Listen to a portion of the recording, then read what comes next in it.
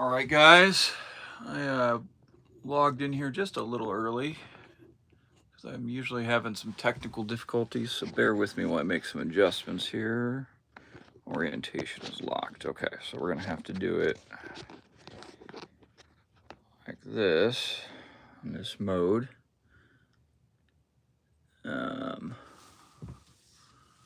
All right, so we're just going to sit for a few minutes here, and I'll wait till 3:30 and see if anyone joins, and I'm just going to kind of roll on into it. Thought I'd try something new. I haven't been live in a while. All right.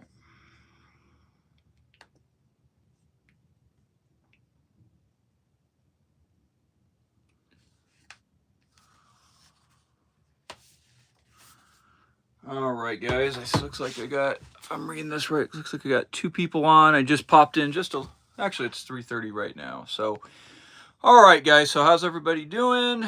I think I got 2 of you in there. If you guys don't mind throwing me one comment, just for 2 reasons. I want to make sure that I'm audible, and then number 2 is it's a bit hard to explain, but I want to make sure I'll be able to see your guys' comments in real time as this goes. So if you guys can hear me, just throw a comment so I know that you can, and I can also see how those comments pop up here.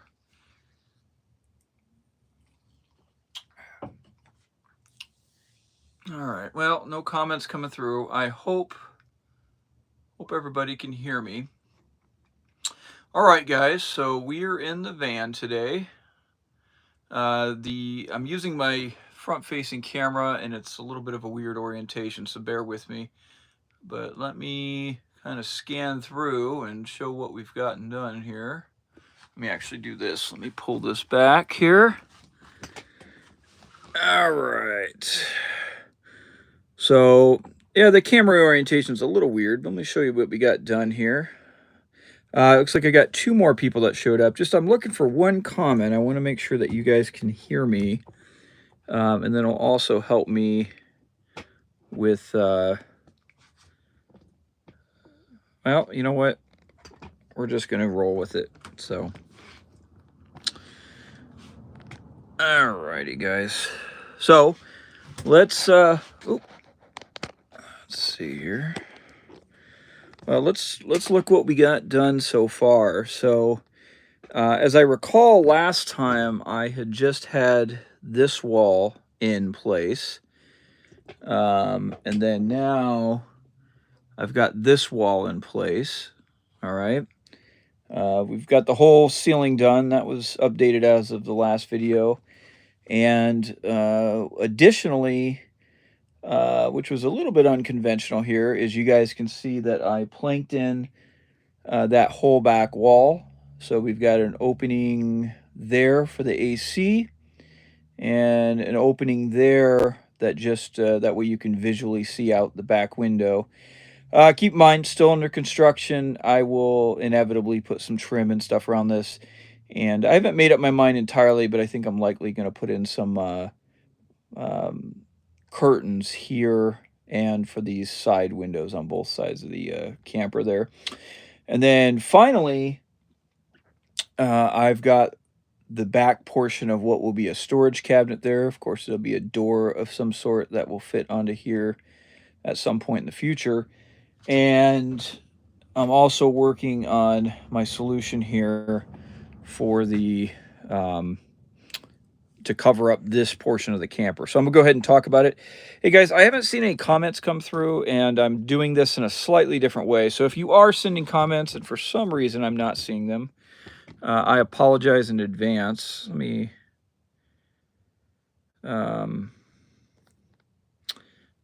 yeah, because I'm not seeing anything pop up on my screen. So we're just gonna roll with it. So I've got a few questions in mind that I get asked quite a bit. I'll touch on. All right, so let me pull this back a little bit here and see if we can't get a wider angle view. Ooh, there we go. That's a little bit better.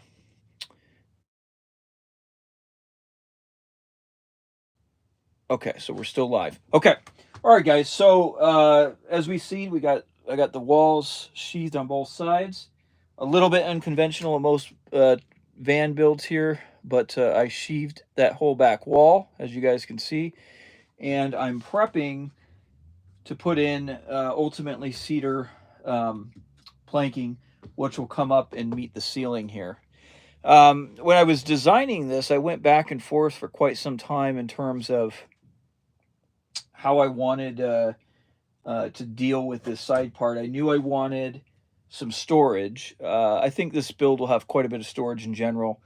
Um, but I wasn't sure. Well, let me back up. If you guys recall from before I tore it down and in some of my earlier videos when this had the original build in it and we were talking about it, one of the things I didn't like about the original build was it was so confined in there. So the three-way fridge sat here, and then on top of the three-way fridge was a cabinet for a microwave. So essentially it was, you know, a cabinet approximately this wide, filled up this whole area. So you walk into the van and you already had a big block here. And then there was overhead cabinets that went all the way down this way. And then there was like a little sleeping area here, but even within the confines of that sleeping area, there was a cabinet that, I'm not kidding, it went down about this low, you know, so maybe like 18 to 24 inches above the sleeping area, and was up here. So it offered a lot of storage, but man, it was confined in here. It was very claustrophobic, especially if you went into that back area. So when I was designing how I wanted to build this out, one of the things that I absolutely wanted to do was to open this up. I didn't. Now I knew there's going to be some confining elements, but I definitely didn't want this to be all closed up. That was my personal preference. So, but you know, I had some concerns about storage. I opened up down in here. Because I moved some things around, I opened up this big storage area underneath here. I still have the storage above the cab. But I wanted some kind of storage back here just to kind of add a little bit extra. So my solution to make sure that we had appropriate amount of storage in the van, but also so it didn't look so confined, it felt a little bit more open. And I'll talk about in a second, but I think it's going to be a very unique aesthetic, which I've never seen in a van build. I'm sure somebody's done it, but anyways, but back here, I put in this storage, okay? And this is, I think it was 60, this is about 14 inches deep, and it of course extends side to side across the whole back. I will put some kind of a door here. I'll probably put a pull-off door. You guys have seen that in some of the truck camper builds I have.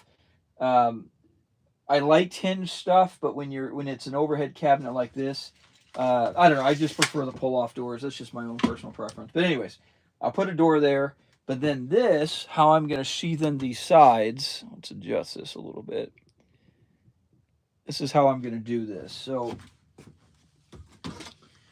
these are some of the 1/4-inch plankings. These are a little narrower, but the same ones, if you guys recall, that I ran right here and attached these planks to. Okay, now let's see if I don't want to move the tripod around too much because I'll mess it up here. But you guys can see, and I talked about it in a couple other videos, there's a subtle curve right here in this wall. And it roughly mirrors the curve on the back on the side of the van there, and I wanted to continue that in the interior. Stephen, hey, thank you so much, my friend, and thanks for commenting. I wasn't sure. Can you hear me? Okay, if you could just comment on that. I was trying to explain in the first part of the video here. I was having some technical difficulties. So, but anyways, I'm glad I could see your comment. Thank you. I'm glad you enjoy the build. I'm enjoying it myself too. Anyways, so back to it. So I cut some more of these 1/4-inch pieces. This technique right here worked out really well because basically these are just 1/4-inch pieces of plywood, and I cut a strip of them and I attached it down here at the base, ran it up, and then attached it here on this member here, which would have been a channeled structural support. It also would have been a section where the original roof would have came off because, of course, this has a high top. And this process worked really nice, but because I can slightly bend the plywood, right, when I put it in place, it allowed me to follow that gentle slope up, which I thought was kind of unique. I don't really see that very often in van builds. Um, but anyways, so I'm going to extend that up to here. Okay. So what we'll do is I will screw this into here. So sheet metal style screw.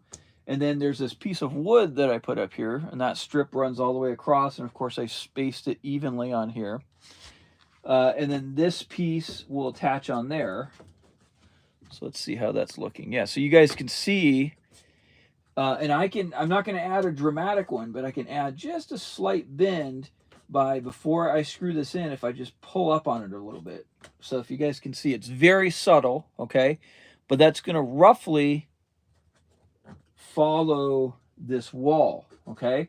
Now, there is going to be a little bit of extra space in here that one could argue I could have utilized for storage, but for what I'm going for and the fact that I got pretty big storage here, I was able to open up a new storage down here and a few other places. I'm not too worried about my storage options in here. But so this will go right here, and then we'll run the planking up there. But what I think that will make is let me move this camera back here and kind of try to show another view here. All right, guys, I'm gonna mess this up, aren't I? Okay, I'm not gonna mess with that, but all right, I'll just talk. Actually, maybe that'll work. So what it will do, though, because you guys can see it's a little hard to gather here, but that slope on that wall. So what you'll see is a nice gentle slope that will roll up right here and stop or terminate right here at the ceiling. Okay, I think that's going to look really nice.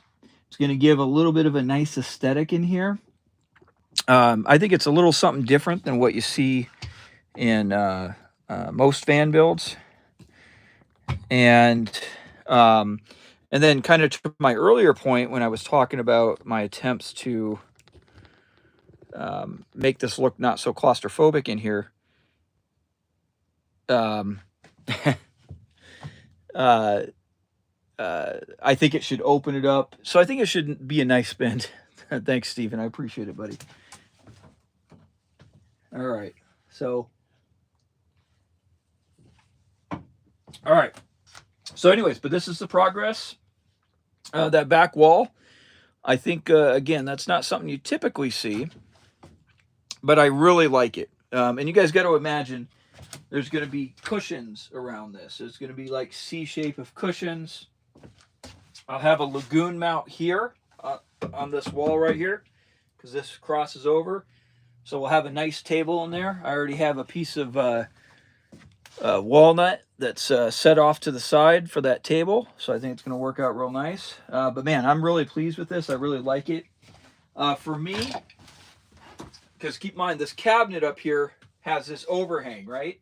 So it's enough because you got this space here to where you can still sit and you're not hitting your head on the side of this. But you know, you imagine you lay down in the bed. I don't know, it's just really cozy. So, all right. So that's where we're at with the build. If you guys have any more questions, feel free to throw them in. Otherwise, I'm just going to kind of free flow talk here. All right, let's see, Tyler, what we got going? The van is looking great. I'm currently 9 weeks into building my own version of 7.0. Awesome. You weren't kidding about how long the Bondo takes to look nice. Yeah, no, Tyler, that's a very good point. That composite plywood method, which was how 7.0 was made, you know, there's some pros of it. It's light. It gives a real contemporary look, and the way that you're able to round those corners and treat those corners, it's something that you don't see super common, but that is the challenging part. Is you got to put a lot of work to. It's almost like painting a car. It's maybe one step higher, or one. It's just a little less precise, but it's pretty close to you know, if you were going to paint a car or repair some body work and you had to finish off the outside, you have to get pretty darn close to that level of precision to make it look nice. Tyler, when you, I don't know if you were going to use the Duraback only, or if you were going to do, you know, fiberglass or poor man's fiberglass, or what you're exactly going to do on the exterior. But if you did do the Duraback, just ensure that you don't skimp on the coats, just to make sure it's got extra protection. The Duraback's expensive, but go ahead and um, you know, I think the manufacturer to waterproof wood recommends 2 to 3 coats. Um, there was some slight variation on the number of coats on 7.0 because I had to fix a few places and stuff like that. But I would, if you can kind of shoot for that 4 or 5 coats, just for that extra insurance, I would. But yeah, it's a long process. One final thing on that is, oh, I'm sorry, it just escaped me what I was going to say. I'm sorry, Tyler. Just give me a minute, bud. I don't remember. If I think about it, I'll come back to it. But yeah, hey, I'm glad. All right, so Tyler, that's a good point. So about weekly, somebody sends me an email. You know, maybe once a week, once every 2 weeks, and they show, you know, they built their own camper, or they're in the process of building their own camper, and they were sharing pictures of what they did. And I got to tell you guys, that's really inspirational, and I really appreciate that. Obviously, certainly no obligation, but if for Tyler or anyone else out there building your campers, I would love to see, you know, I'd love for you guys to share those. I've been tossing around some ideas. I get contacted by so many people who are building their campers, and of course they reach out to me because they're using some aspect of you know, my techniques, or maybe the styling I'm using. That I was thinking of, like, trying to figure out a way to form a community. I don't know how many people there are that are building these campers. I know there is some a Facebook group. But you know, and I am a member of that Facebook group. I don't really participate, but I kind of just watch it and see what's going on out there. But I thought it'd be neat for kind of maybe even more specific to my YouTube community. So I'm still thinking of ideas like that. I'm open to any ideas if you guys think that would be helpful. I've even thought of doing this, which might sound a little weird, but maybe like a podcast of sorts. And it probably wouldn't be as frequent as a lot of podcasts. Maybe it might only come out with an episode or 2 a month.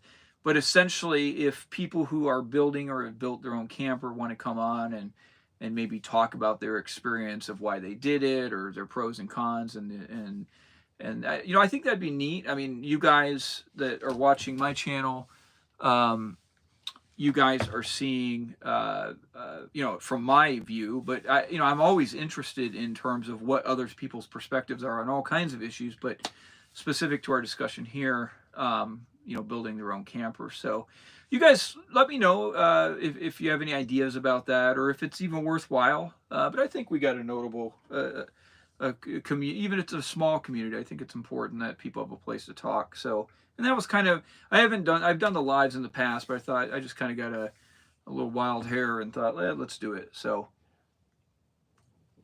all right, but kind of get back to my point. So about weekly, somebody reaches out, they share some information, and that's, you know, that's really good to hear.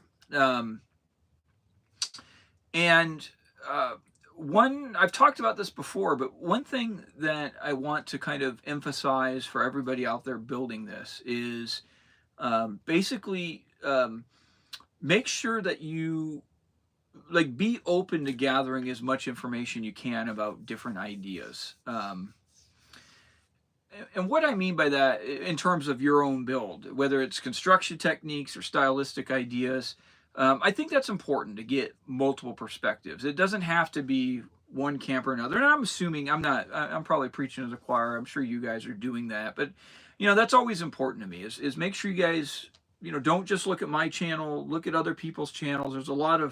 There's quite a few build videos out there, and, you know, take all that information and just kind of consolidate it and you know, that way you have this really broad-based knowledge picture of what you're going to do. Now, sometimes getting too much information can be kind of debilitating for some people, including myself sometimes, where it makes it hard to make decisions. But I think it's important that if you guys can uh, um, gather information, and then, you know, at some point you just got to commit, right? Even if there's some answers that you don't know or that aren't quite answered yet, you got to commit and move forward with the build. So you do have to make that decision. But start off being very open minded is I guess my big point, and then commit and roll. And I will also say this: there's times when you're doing the build. I mean, building a camper or building a van, that's a big build. That's not a couple weekend project, and there's a lot of things to think about. And you, when you design and plan, you know, you got to think way down the road in terms of um, what you're going to do, and inevitably, kind of getting back to that point of there's a point in time where you just got to commit and start doing it. Is there's I found for me that occasionally there's small details or aspects of the build that I might not have my mind made up on. And I'll be honest with you guys, when I was talking right here about how I was going to finish this upper portion of this particular build, you know, this was something that I kind of knew a general framework of where I was going. I figured out pretty quickly how I was going to sheathe out these walls, but it took me a while to kind of figure out exactly what I wanted to do. But that indecision, or that position of being not sure what I want to do, didn't delay my commitment to start the build, because I was in my mind, I was able to say, okay, I can do this, and um, even if I don't know exactly what I'm going to do here, I could still do things down here and have the flexibility to make a decision up here. So I'll give you a great specific example of just something. I hope I'm making sense to you guys. Okay, so I knew pretty early in the build that I wanted to do this, but again, like I just said, I was unsure of what I wanted to do up here. Now, if I knew 100% what I wanted to do up here, what I probably would have done is just the same piece that's here, this 1/4 inch ply that rolls down into the wall that this is attached to, I probably would have just carried it on up to here, and it just had one continuous piece. Okay, but like I said, when I first started, I still had some indecision in terms of what I want to do up here. So that didn't happen. But that's okay, because in my mind, I knew that that could have been one option I wanted to do, but I also knew that if I did that, I was committed, right? So I said, okay, I'm not going to commit to that right at this point.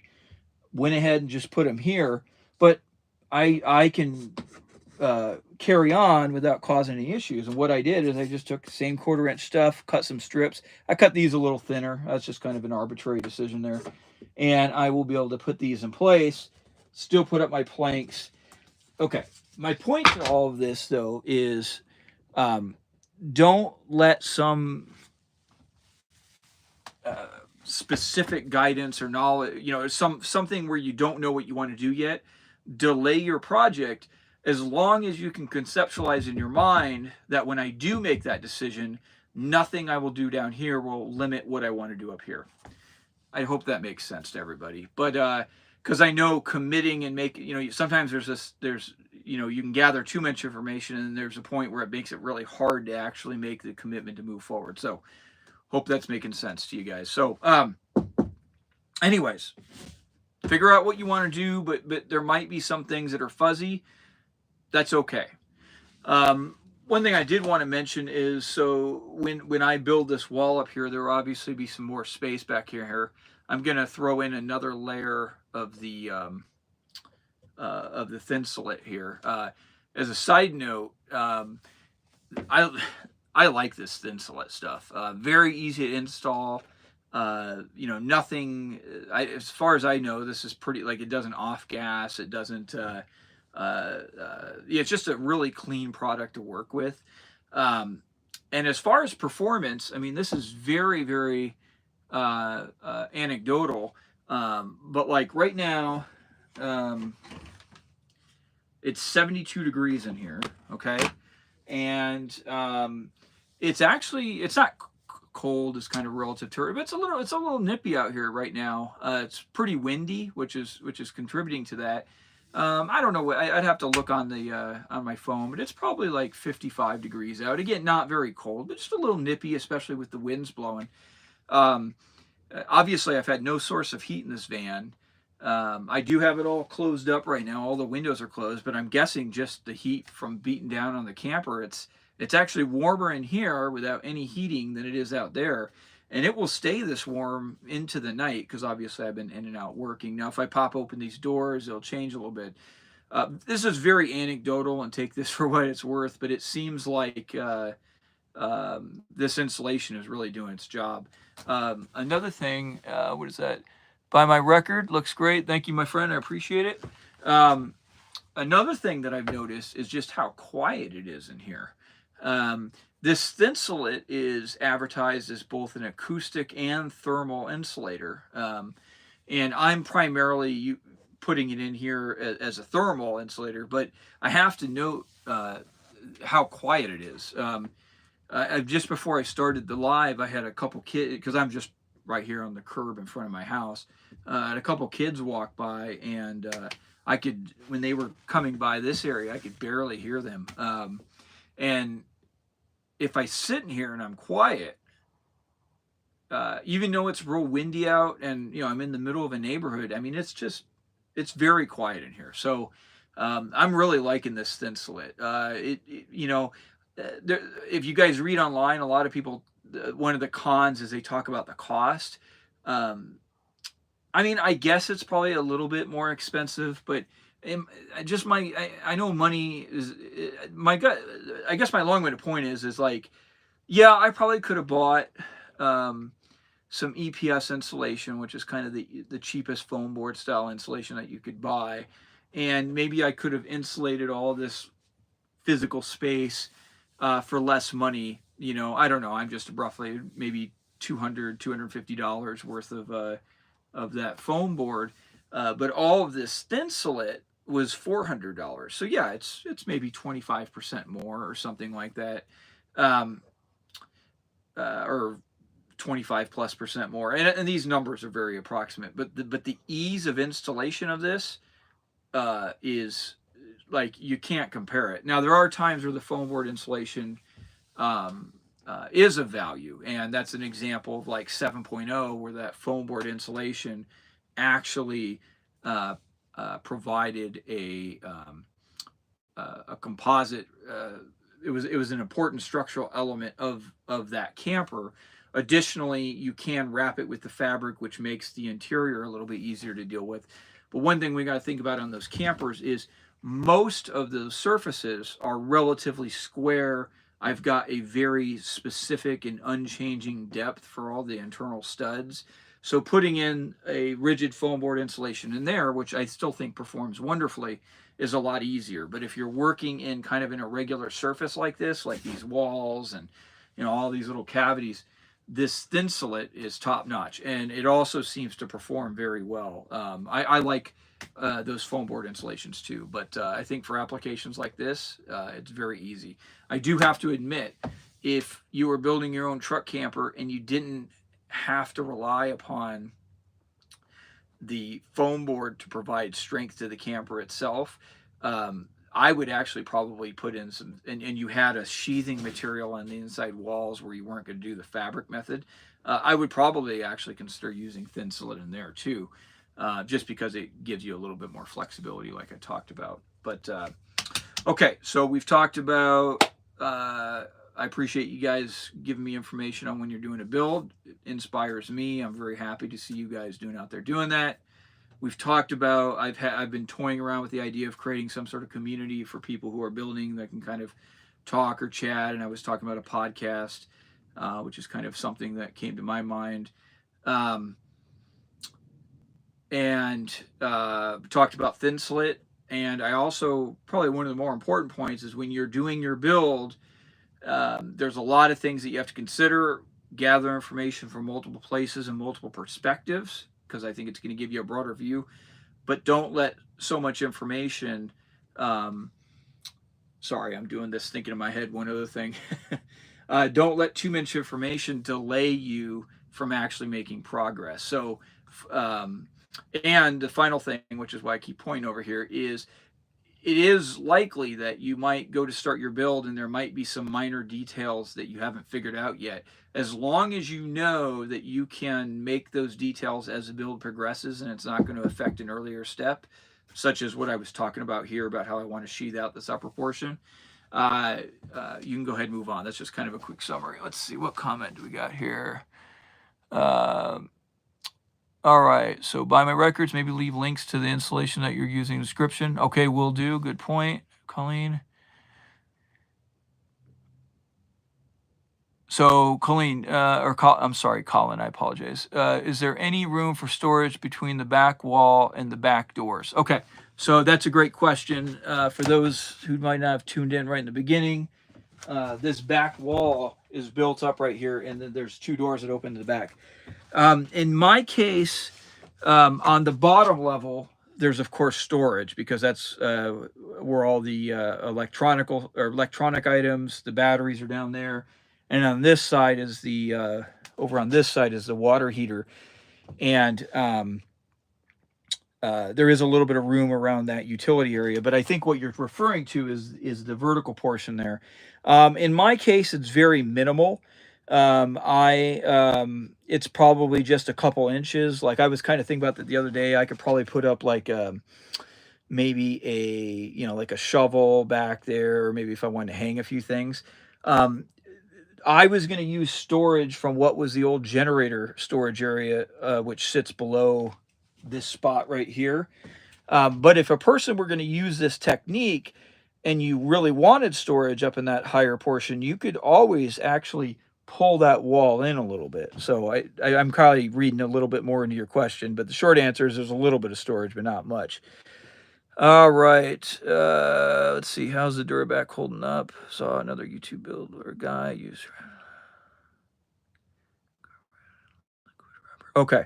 So, what do we got here? Sorry, guys, it's a little hard for me to read. Media Command was asking about how the Duraback is holding up. So 7.0 has been sold, but in my experiences, it has held up very well. I've had no problems with it.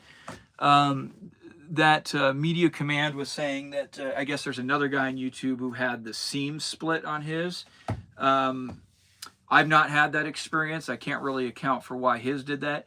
One thing that on the few situations where I saw people who did do some of those, one thing I saw is on those seams, they were just leaving them hard 90s. Now, some people have been doing things where they put some sort of covering strip on it, which is not a bad idea either. Mine, I've always ran a router bit down it and gave it a nice radius on those corners. And those corners, when I put it together and used that polyurethane based construction adhesive, I would let a lot of that squeeze out and then I would actually kind of rub it down. And it's a little messy initially. That's kind of part of where all that finish work comes into play. But I would let it harden up right there. And then I would go over it and shape it. Because that particular construction adhesive, it takes quite a while, but when it really finalizes and it hardens up very hard. So I've not had the seam issues, and I can't speak for him. But maybe it's because I was doing that technique. I also spent a lot amount of time. I was telling someone else earlier. I put a lot more coats on than the manufacturer even recommended, just because I wanted to ensure that it was going to do well. All right, buy my records. Also, I'd love to see a full video of how to install the AC and water heater. That's a good point. Hey, Colin, okay, this is probably going to turn out horribly, but let me walk back here, and if you want, I will go and open up that back door, and I will show you what it looks like back there. So I hope that's what you want. So bear with me, guys. We're going to walk around here. Ugh.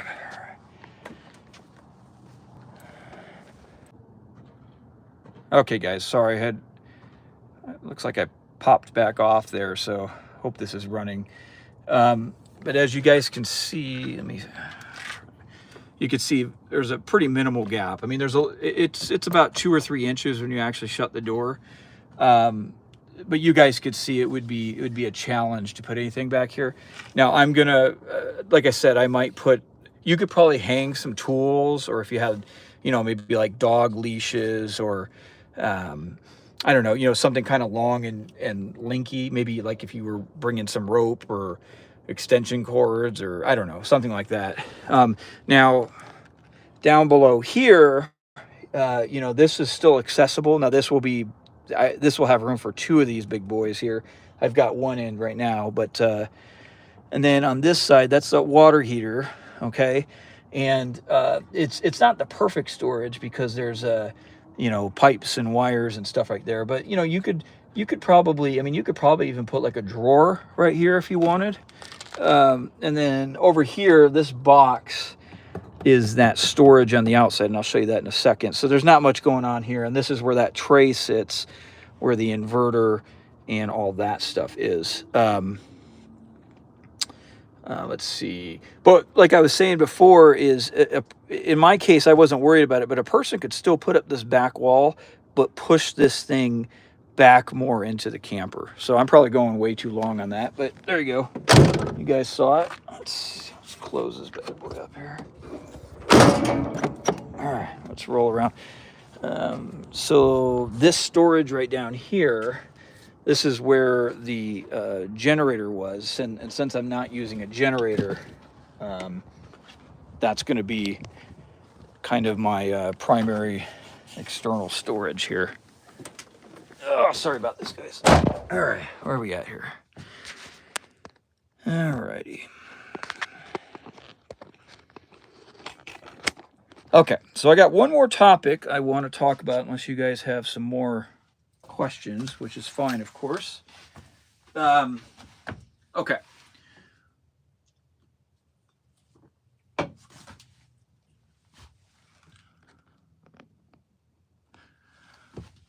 think I made it worse. Let's see. There we go. Okay. So when I look at the comments people leave on videos, mostly it's like the tour videos, which is the videos that gets the most views on my channel. It's people want to know about plans, which is a great question. And I know among many people, they're very popular. The short answer is I don't offer plans. And it's not because I'm against plans. It's not because I don't want to share plans. It sounds like a lot of people sell plans. So, certainly I wouldn't mind making a buck or two. But the reality is I have no plans. I don't get to have these detailed discussions with other builders, and I would like to have those. I don't know if my perspective is unique or not, but for my truck campers, this van now, and everything I've ever built before, I've never. I know there's a lot of people that will make a lot of drawings. There's a lot of people that now with computers, and I think it's a lot of free software where you can design stuff on them, and they're really easy to use. A lot of people do it in those ways, right? That's their planning.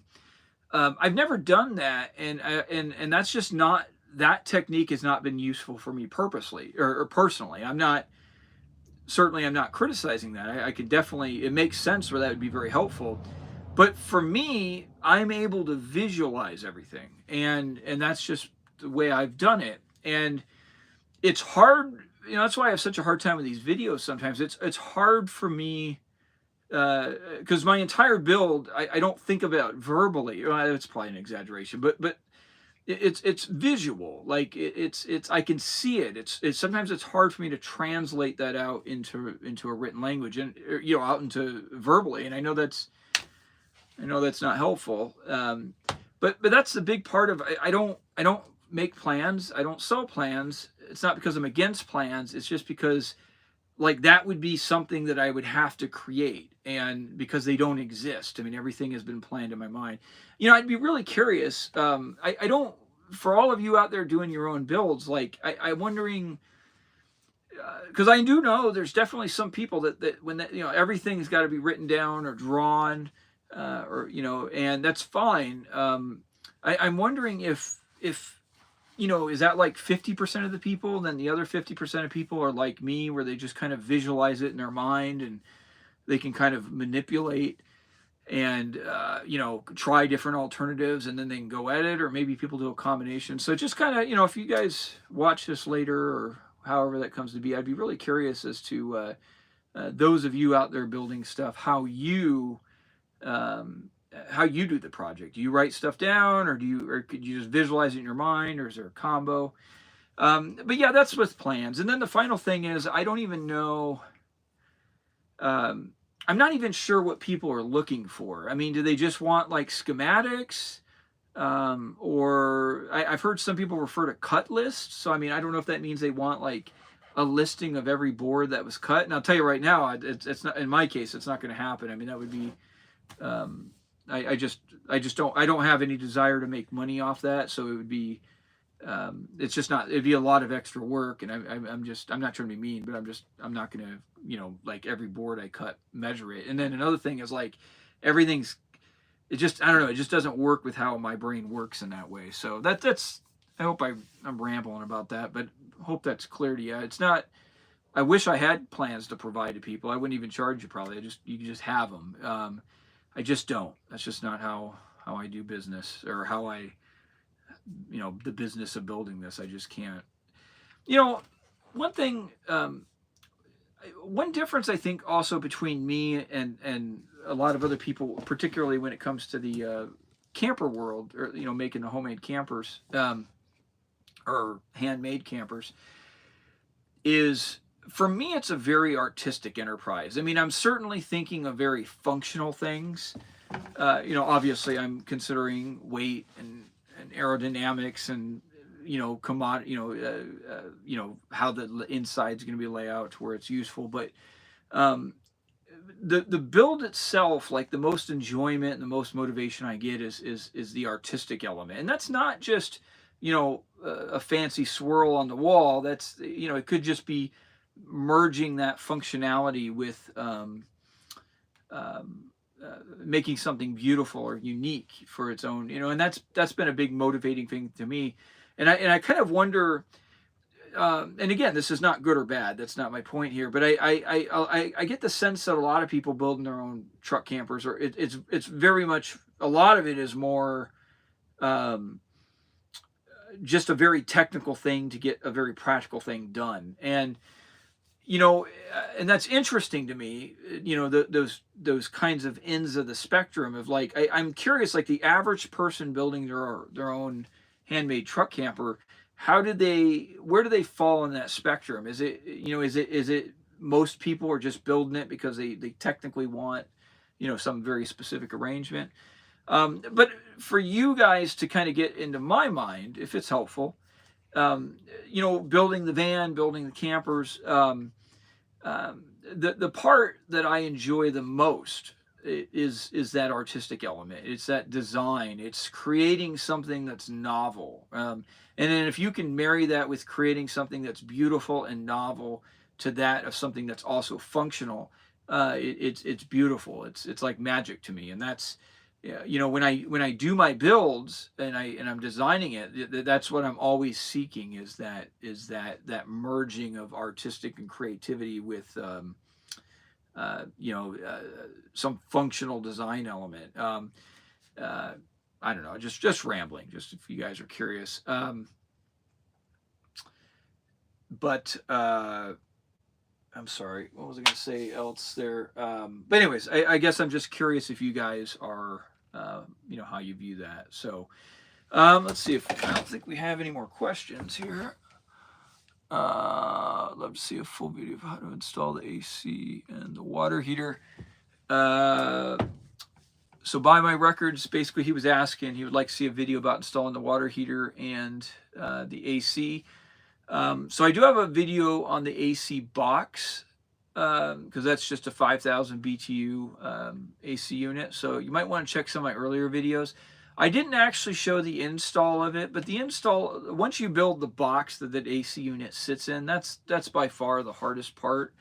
And then because when you build the box, it already has those sides built onto it that fit and marry perfectly in that window space. So installing it is pretty easy. I mean, obviously you're going to do a couple dry fits to make sure everything lines up and you run into no problems. But basically, I just put silicone caulking around the perimeter, and it just lays in there. And then I drove some sheet metal screws in the top and in the sides. So it was pretty straightforward on the AC install. If I'm missing the point of what you're asking, I apologize. But if you're not, which I wouldn't expect you necessarily to be, but if you're not familiar with that AC box I built, I talked about it in I think at least 2 other videos. Now this is not a great tutorial by no stretch of imagination on the water heater. I found a guy. There was a couple videos on YouTube when I went to put in this water heater that I went to just to kind of familiarize myself. Let's see how this is looking here. But the water heater install was really, let's see, okay, was that's the water heater there. It was really very easy. You know, you obviously have a cold in and hot out. In my case, I ripped all the plumbing out and I rebuilt it, so it made it kind of easy because you know, I was doing the PEX, so I just kind of built it to my own needing there. It has a simple positive and negative 12-volt DC electrical connection. Those other 2 wires, it's probably not showing up, but there is 4 wires total. The other 2 just go to a electronic monitoring thing where you can turn the unit on and off. Okay, and so that wiring was very easy. And then the final thing is just a propane gas line, and that was a flare. Yes, that was a flare fitting on that, and I can't really get into that there. And frankly, to be honest with you, I'm not the guy to ask on those flare fittings, but they're pretty easy to install. But here's my final point: installing that water heater, if you're doing it in an existing RV, is really easy because even though that's a tankless one, when they made this was a Gerard, I believe the brand was. It was made specifically. This had an Atwood 5-gallon water heater in it when this was stock, and it sounds like that Atwood water heater's been used for years. And this Gerard was essentially meant to be just a plug and play to that specific unit. So if now this is again assuming you had an RV or a Class B or something that already had one, but if you did. I bet it would be very close to just a plug and play, and you might not even need to modify the plumbing, just kind of with how this one came into place. And then the final note on that is if you were not putting it in an existing RV, but you were just putting it in a van that didn't have that, you know, the assumption is you would probably already be planning to build out your plumbing system.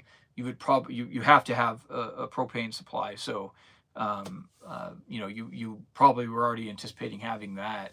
And then the electrical, of course, 12-volt DC is ubiquitous and very easy to work with. So my long-winded point is putting in that water heater, I was a little intimidated by it, but when it finished up, it actually wasn't that bad. So, all right, guys, I think I'm going to close it up here. I appreciate everyone watching, and I'll see you guys on the other side.